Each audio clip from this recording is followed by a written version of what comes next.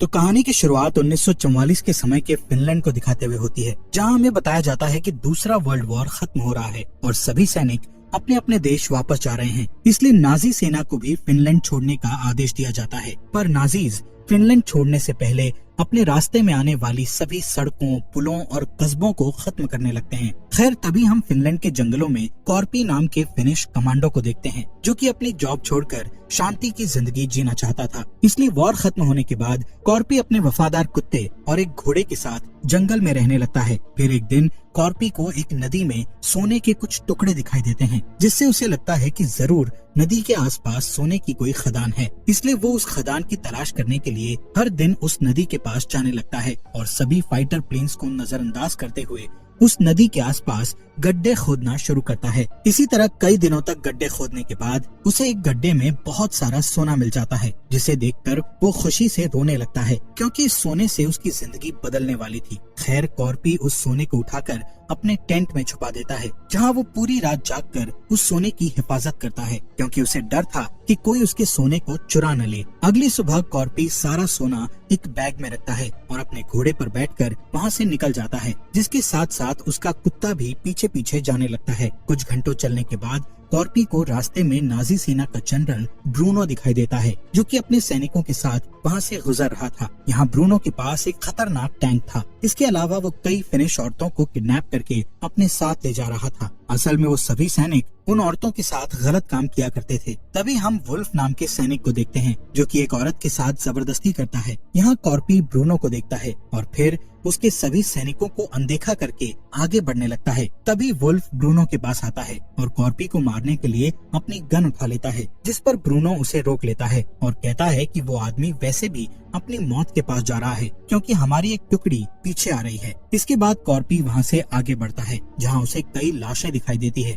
असल में नाजी सैनिक लोगों को मारते हुए इस देश से बाहर जा रहे थे, पर कॉर्पी को उन लाशों से कोई फर्क नहीं पड़ता, क्योंकि वर्ल्ड वॉर के दौरान उसने भी कई लोगों की जान ली थी। खैर, थोड़ी दूर जाने के बाद कॉर्पी को एक ट्रक दिखाई देता है, जिसमें 4 नाजी सैनिक होते हैं। वो सैनिक कॉर्पी को घोड़े से उतरने को कहते हैं और फिर उसका बैग चेक करते हैं, जिसमें उन्हें कॉर्पी का सोना दिख जाता है। इसलिए वो सोने को अपने पास रखने का सोचते हैं। तब कॉर्पी समझ जाता है कि वो लोग उसका सोना लूटकर उसे मार डालेंगे। इसलिए वो सबसे पहले अपने कुत्ते से भागने को कहता है, जिसे भागता हुआ देख एक सैनिक उस कुत्ते को शूट करने लगता है, पर कुत्ते को एक भी गोली नहीं लगती है और वो वहाँ से भाग जाता है। इसके बाद एक सैनिक कॉर्पी को बूढ़ा बोलते हुए उसे गोली मारने की कोशिश करता है, लेकिन तभी कॉर्पी अपना चाकू निकालकर उसके सिर पर मार देता है, जिससे उस सैनिक की वहीं पर मौत हो जाती है। तब दूसरे सैनिक बदला लेने के लिए उसके साथ लड़ने की कोशिश करते हैं, लेकिन कॉर्पी तेजी से आगे बढ़ता है और अपने चाकू से उन्हें मारने लगता है। साथ ही वो एक सैनिक की बॉडी को ढाल बनाकर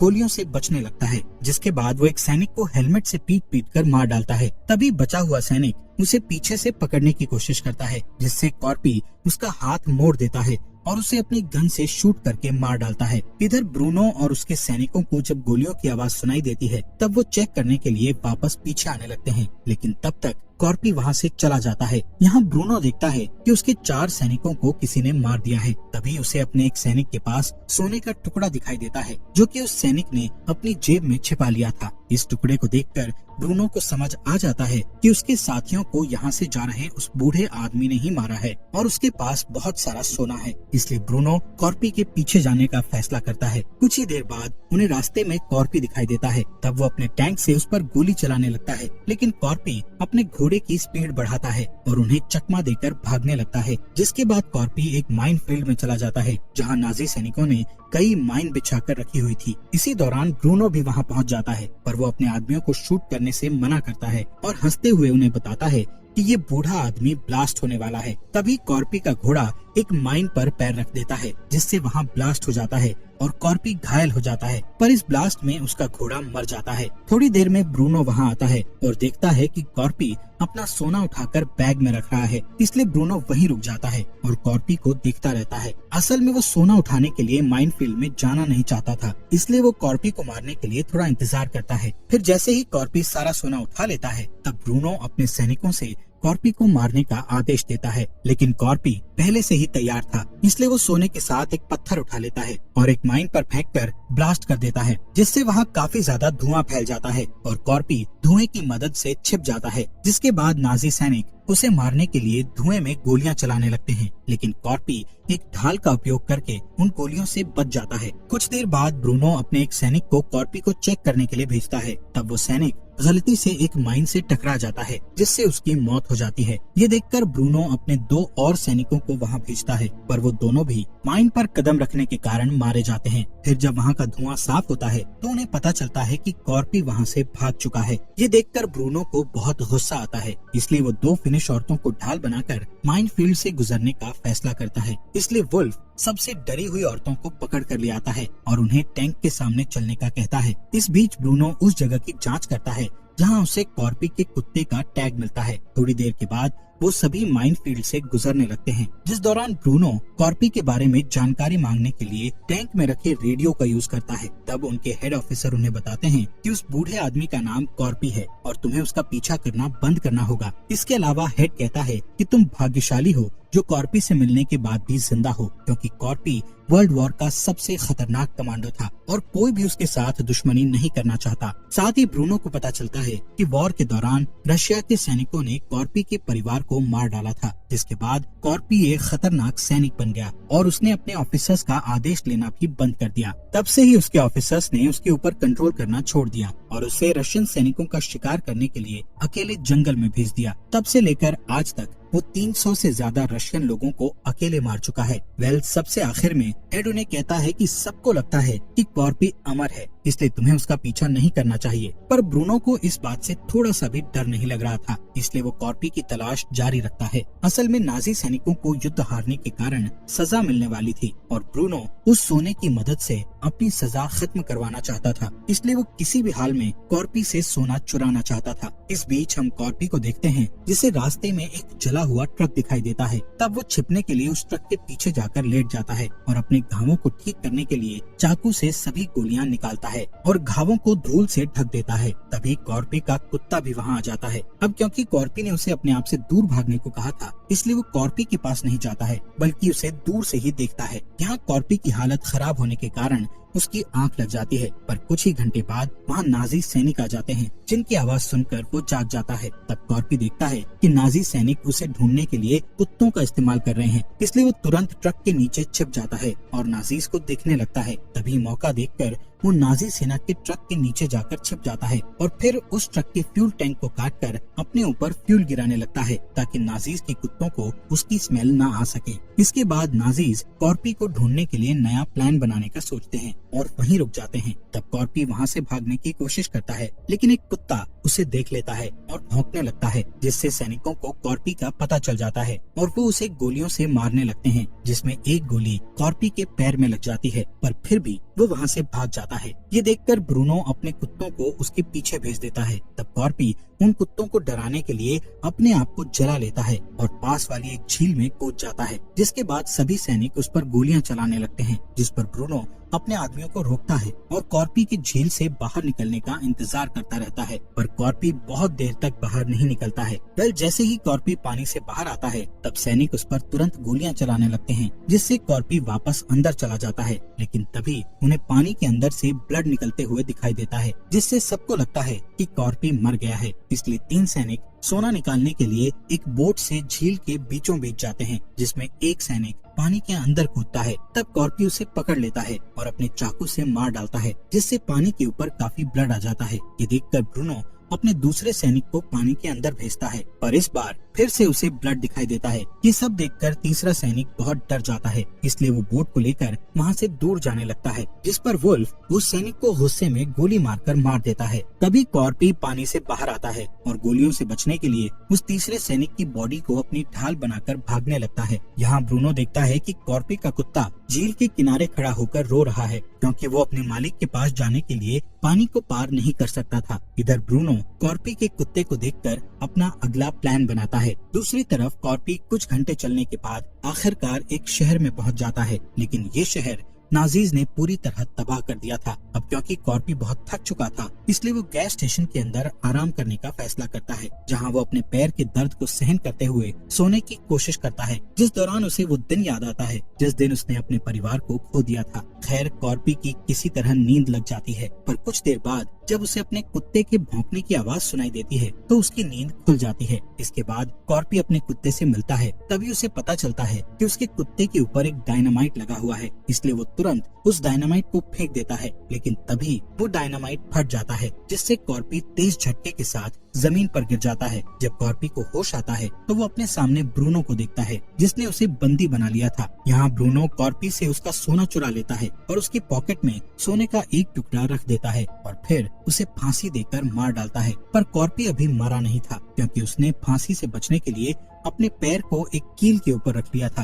खैर, इसके बाद वो अपने दूसरे पैर को भी कील पर ले आता है, जिससे उसे काफी दर्द होता है, पर इस तरह वो मरने से बच जाता है। वहीं कॉर्पी का कुत्ता अभी भी उसके पास बैठकर उसके नीचे आने का इंतजार करने लगता है। इसी तरह रात गुजर जाती है और सुबह होने पर एक प्लेन उसकी ओर लैंड करता है, जिसकी हवा के कारण कॉर्पी की रस्सी टूट जाती है और वो जमीन पर गिर जाता है। तभी उस प्लेन से 2 पायलट उतरकर बाहर आते हैं और गैस की तलाश करते हैं, जिस दौरान उन्हें कॉर्पी और उसका कुत्ता दिखाई देता है। इसलिए पायलट अपने साथी से उन दोनों को गोली मारने के लिए कहता है, पर वो पायलट उसे मारने से डरने लगते हैं। तभी कॉर्पी मौका देखकर उस पायलट के पैरों पर वार करके उसे नीचे गिरा देता है, जिससे पायलट का सर एक पत्थर से टकरा जाता है और वो बेहोश हो जाता है। इसके बाद दूसरा पायलट वहाँ आता है। तब कॉर्पी मौका देखकर उस पर एक ईंट से वार करता है और उसे जान से मार देता है। यहाँ कॉर्पी को लगता है कि अब वो अपना सोना कभी भी वापस नहीं ला पाएगा, इसलिए वो ब्रूनो का दिया हुआ छोटा टुकड़ा वहीं पर दफन कर देता है। तभी वो दूसरे पायलट को हिलता हुआ देखकर समझ जाता है कि वो अभी जिंदा है, इसलिए वो उस पायलट के प्लेन से ब्रूनो के पास जाने का प्लान बनाता है ताकि वो उससे अपना सोना वापस ला सके। लेकिन सबसे पहले वो अपने घावों से सभी गोलियां और मेटल के टुकड़ों को बाहर निकालता है और घावों पर आग लगाकर उन्हें एक तार से बंद कर देता है। ये देखकर पायलट उससे बुरी तरह डरने लगता है, जिसके बाद कॉर्पी अपने कुत्ते को वहीं छोड़ देता है और प्लेन में बैठकर ब्रूनो की तलाश में निकल जाता है। दूसरी तरफ नाजीज को अपने रास्ते में एक क्रैश्ड प्लेन दिखाई देता है, जिसे चेक करने के लिए वुल्फ प्लेन के अंदर जाता है और देखता है कि प्लेन क्रैश में पायलट की मौत हो चुकी है। तभी वुल्फ नोटिस करता है कि उस पायलट के गले में वही रस्सी है जिससे उन्होंने कॉर्पी को फांसी दी थी। यहाँ वुल्फ समझ जाता है कि कॉर्पी अभी जिंदा है और उन्हें मारने के लिए वापस आ गया है। साथ ही ब्रूनो भी समझ जाता है कि कॉर्पी बहुत खतरनाक है, इसलिए वो अपने आदमियों को तुरंत वहाँ से भागने का आदेश देता है। इसके बाद हम 2 सैनिकों को देखते हैं जो फिनिश औरतों के साथ ट्रक में बैठे होते हैं। वो दोनों सैनिक कॉर्पी के बारे में बात कर रहे होते हैं, जिनकी बातें सुनकर एनो नाम की औरत उन पर हंसने लगती है और उन्हें बताती है कि कॉर्पी को कई रशियन सैनिकों ने मारने की कोशिश की थी, लेकिन आज तक कोई भी उसे नहीं मार सका, क्योंकि कॉर्पी किसी भी तरह बच जाता है और फिर अपने दुश्मनों को ढूंढकर उन्हें मार डालता है। इसके अलावा एनो उन्हें बताती है कि कॉर्पी को फिनिश लैंग्वेज में सीसू नाम से बुलाते हैं, जिसका मतलब बहादुरी होता है और कॉर्पी कभी भी हार नहीं मानता है। यहाँ एनो समझ जाती है कि अब सभी नाजी सैनिक कॉर्पी के हाथों मारे जाएंगे, इसलिए वो बहुत खुश होती है। तभी अचानक कॉर्पी एक सैनिक को मारकर उसे नीचे फेंक देता है और जब दूसरा सैनिक ट्रक से बाहर देखता है तब कॉर्पी उसे बाहर खींचकर जमीन पर फेंक देता है, जिससे वो सैनिक टैंक के नीचे आकर मारा जाता है। यहाँ एनो मरे हुए सैनिक का हथियार चुराने की कोशिश करती है, लेकिन उसी समय कॉर्पी ट्रक के अंदर आ जाता है, जहाँ ट्रक में फिनिश औरतों को देखकर वो समझ जाता है कि नाजीज ने उन्हें किडनैप करके रखा है और वो सभी निर्दोष हैं। इसलिए वो एनो को हथियार दे देता है, जिसके बाद कॉर्पी ट्रक के ऊपर चढ़ जाता है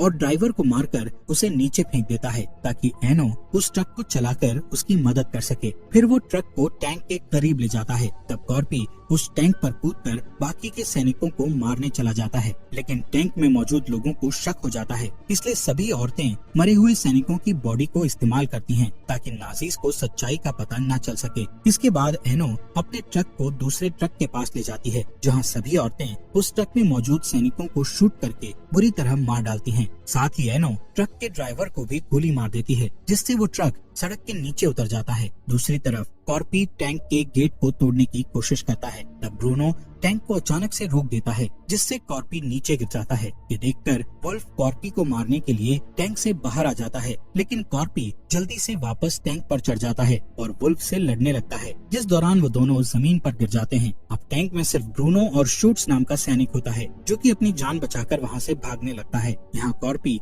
वुल्फ को बुरी तरह पीट कर मारने लगता है, लेकिन इससे पहले कि वो उसे जान से मार पाता, तभी वहाँ एक बाइक से दो नाजी सैनिक आ जाते हैं, पर वो दोनों कॉर्पी को पहचान जाते हैं, इसलिए वो उससे डरकर वहाँ से भाग जाते हैं। यहाँ कॉर्पी वुल्फ को जिंदा छोड़ देता है और उस बाइक को लेकर टैंक का पीछा करने के लिए निकल जाता है, जिससे वुल्फ को लगता है कि कॉर्पी ने उसे जिंदा छोड़ दिया है। पर कुछ ही देर में फिनिश औरतें वुल्फ से बदला लेने के लिए वहां आ जाती हैं। इसी बीच ब्रूनो एक पायलट से मिलता है और उसके प्लेन से भागने का सोचता है। तब पायलट उसे बताता है कि उसके प्लेन में सिर्फ एक इंसान के बैठने की जगह है, जिस पर ब्रूनो अपने साथी शूट्स को शूट करके मार डालता है और प्लेन में बैठकर वहां से भाग जाता है। लेकिन तभी वहां कॉर्पी आ जाता है और प्लेन पर गोलियां चलाने लगता है, पर वो प्लेन टेक ऑफ होने लगता है, इसलिए कॉर्पी जल्दी से उस प्लेन के ठीक नीचे आ जाता है और पिकैक्स की मदद से प्लेन को पकड़ लेता है, जबकि ब्रूनो को लगता है कि उन्होंने कॉर्पी को पीछे छोड़ दिया है। खैर, कॉर्पी जल्दी से प्लेन का पहिया पकड़कर पिकैक्स से प्लेन के अंदर घुसने का रास्ता बनाता है और बॉम्ब रूम के फ्लोर पर आ जाता है।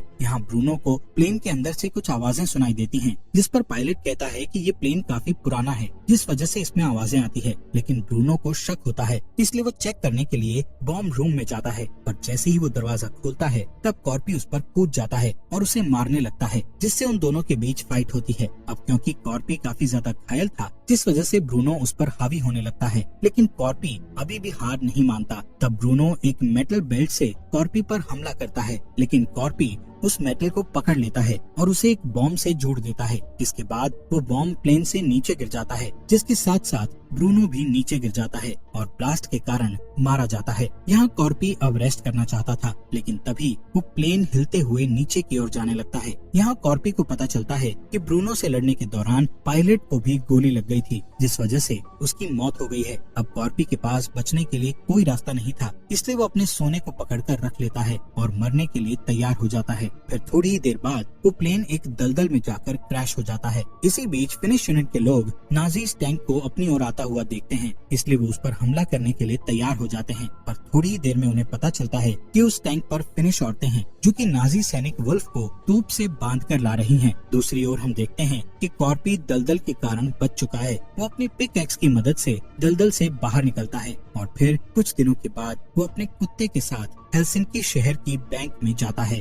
जहाँ कॉर्पी को देखकर सभी लोग डर जाते हैं। पर कॉर्पी सीधे काउंटर पर जाता है और सोने के टुकड़ों को डेस्क पर रखकर बैंक से पैसा देने को कहता है। और इसी के साथ ये अमेजिंग मूवी यहीं पर खत्म हो जाती है।